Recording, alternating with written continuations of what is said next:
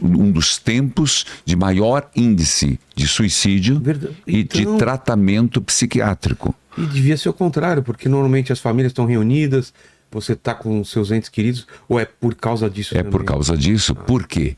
Porque você tem o Natal passa pelos filmes, né? Pensa os filmes Famílias reunidas, família, aquela neve caindo, tudo americano, né? Claro. Mas as televisões pagas estão cheias dessa imagem família. Aí a pessoa, de repente, ela cai na real. Pô, minha família não é isso. Aquela família eu não tenho com quem passar. E começa a vir as lembranças. E também, tudo, a gente vai falar do Natal mais pra frente, mas tudo no Natal converge para o próprio ser humano se encontrar consigo e com Deus. Então aí vem uma recapitulação da vida, do ano, de um exame de consciência que a pessoa acaba fazendo, e às vezes vê que não é tão bom quanto parece, e não se tornou uma pessoa melhor do que era no ano anterior. Então isso dá uma certa frustração, tristeza, melancolia.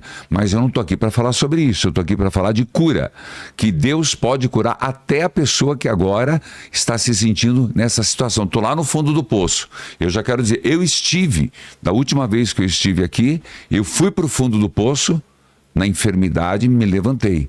E eu quero partilhar isso, é o que eu tenho escrito muito. Inclusive, o livro atual, né, que é Alma Ferida, Alma Curada, é o livro que eu melhor me encontrei, Vilela. É o livro onde eu escrevi para mim. Eu acredito que eu escrevi no meio da minha dor, das minhas patologias clínicas, da minha falta de mobilidade, que eu fiquei muito tempo parado, fiquei 4 meses deitado numa cama por causa de uma cirurgia que acabei tendo que fazer.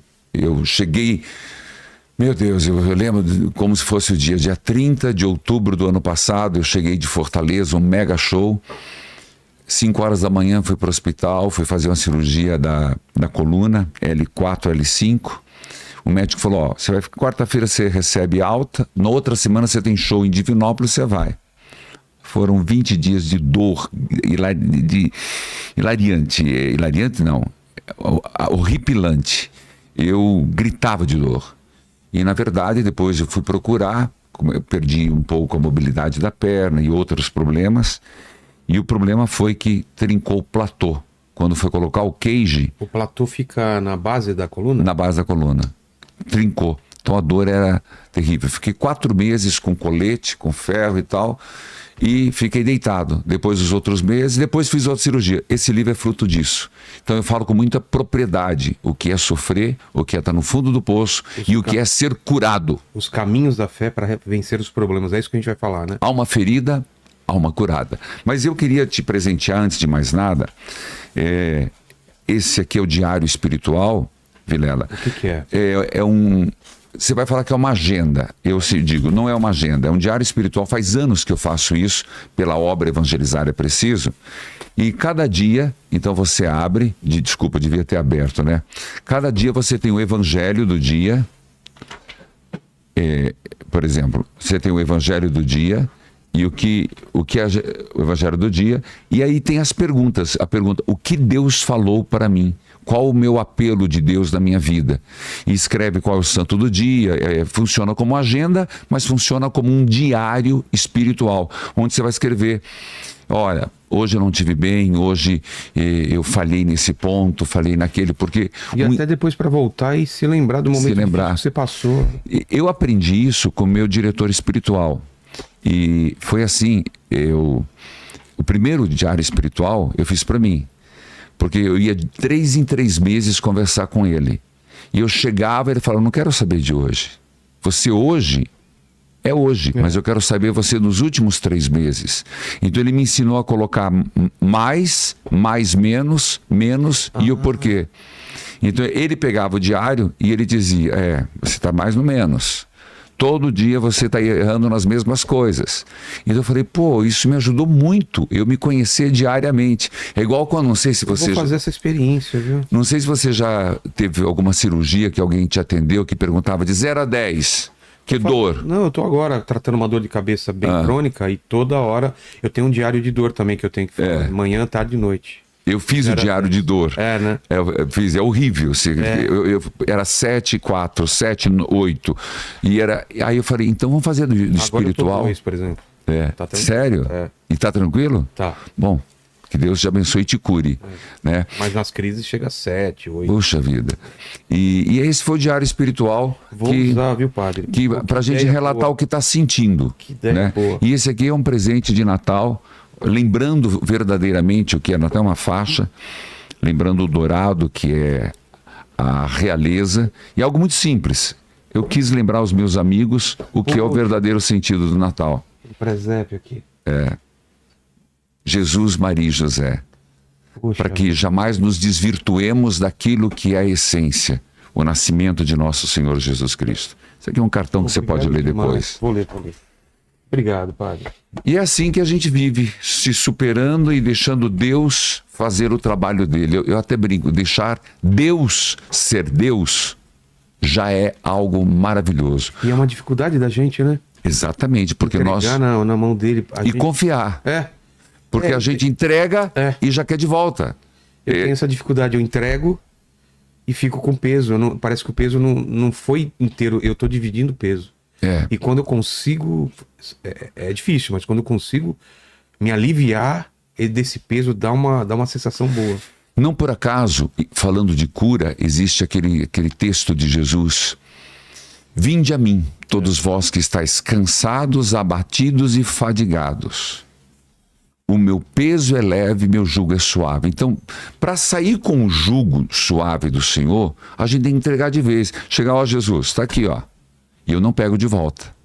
Enquanto não for solucionado, eu não pego de volta. Eu faço isso muito com as santas chagas de Jesus.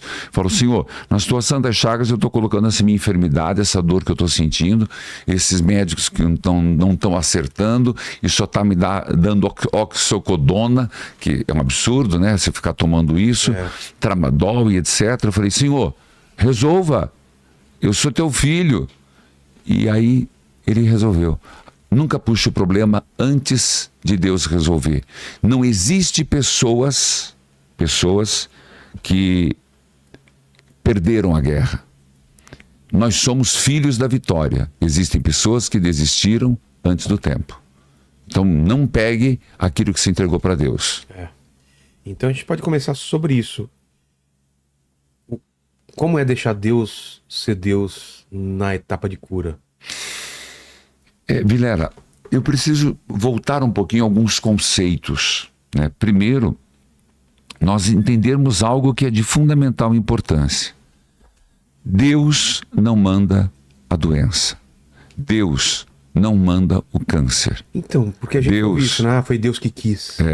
Deus não manda um filho com necessidades especiais.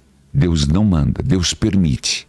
Deus permite a tentação, Deus permite a provação e permite por quê?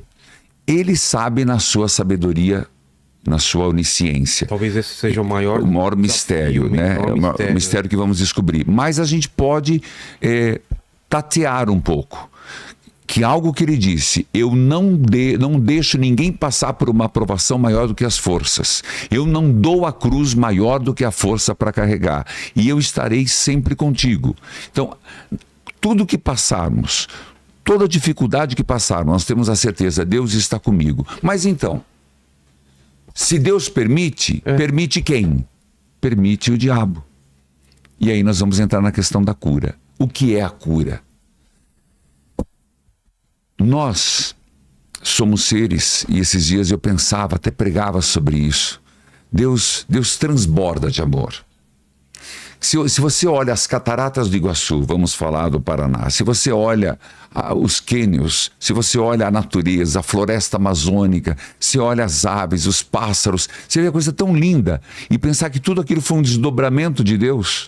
O Deus Criador criou os leões, criou... Através do verbo, né? O verbo se fez carne, falou, faça-se, e se fez.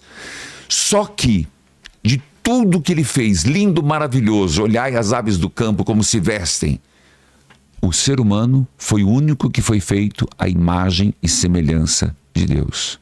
nenhum outro animal e nem nada da natureza, nem os anjos. A imagem e semelhança de Deus é o homem. Então existe um amor diferenciado. Existe um vínculo. Um vínculo muito grande. Então nós somos amados por Deus. Porém, existe alguém que se rebelou contra Deus, que nós chamamos de demônio, de Satanás. E isso, o grande problema, falar sobre isso, é que a maioria não acredita mais. E ele fica muito feliz que não acredita. Foi muito feliz quando as pessoas não acreditavam, que não queriam acreditar que a Covid matava.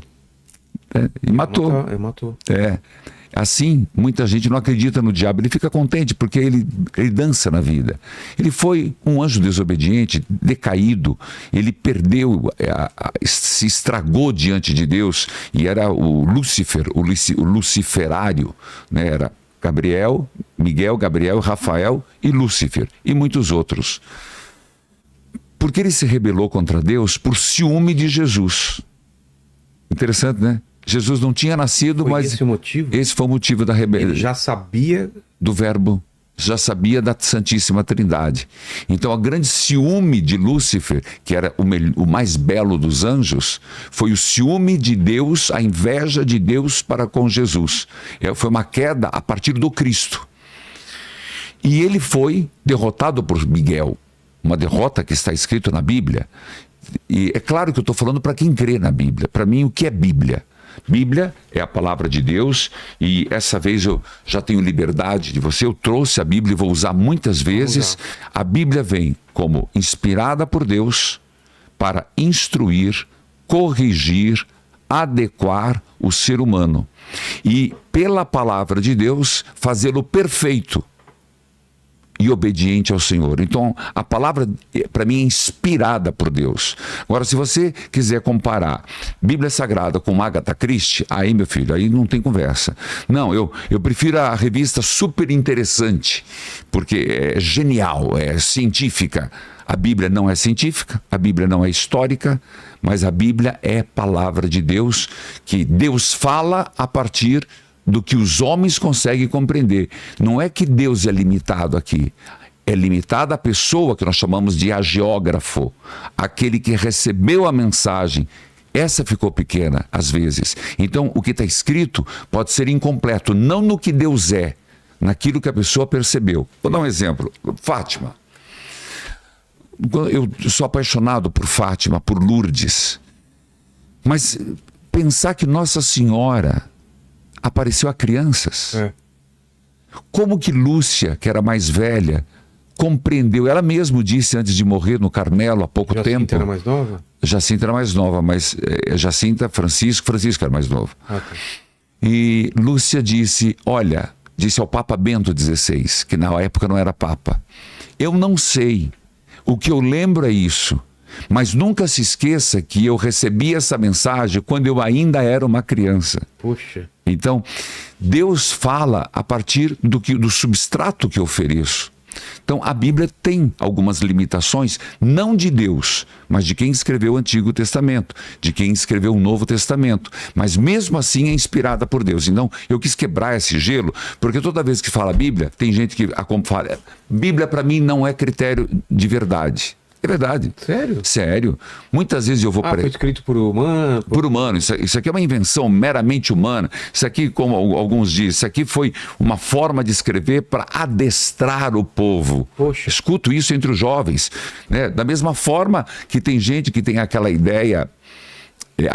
Eu aprendi isso na catequese, tadinho. Minha catequista não teve culpa.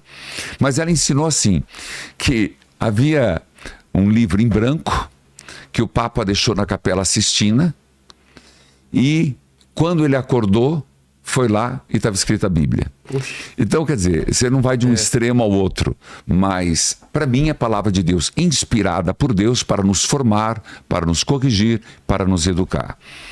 Nesse contexto, eu estava falando de doença espiritual. Eu preciso falar de doença espiritual para falar de cura espiritual. Os antigos padres do deserto, nós temos que falar isso no início da igreja, eles diziam que o ser humano era assolado, era invadido, era molestado por oito espíritos maus, 8 demônios. Há uma diferença. Diabo é o maior e ele tem seus anjos, que são os demônios. Então, o ser humano era constantemente atacado por 8 espíritos, 8 demônios. Essa palavra é muito forte no Oriente. Depois, eles mesmos traduziram os 8 demônios como 8 pensamentos ruins. Olha que interessante. 8 pensamentos ruins que atacam o ser humano. Nós vamos chegar. Tá. Sei que você vai perguntar quais são eles. Eu vou responder. Tá bom. Bom, mas depois veio 8 paixões desordenadas. Mas isso no Oriente. E no Ocidente? Como é que nós chamamos? Para nós, para Santo Agostinho, São Tomás de Aquino, são os pecados capitais. É uma versão então, ocidental. A grande doença é os pecados capitais. O problema que quando a gente fala a palavra pecado capital, primeiro que tem gente que já diz que não existe pecado. Eu fiquei frustrado esses dias. A pessoa deixa de ser o que é e ela perde a sua identidade.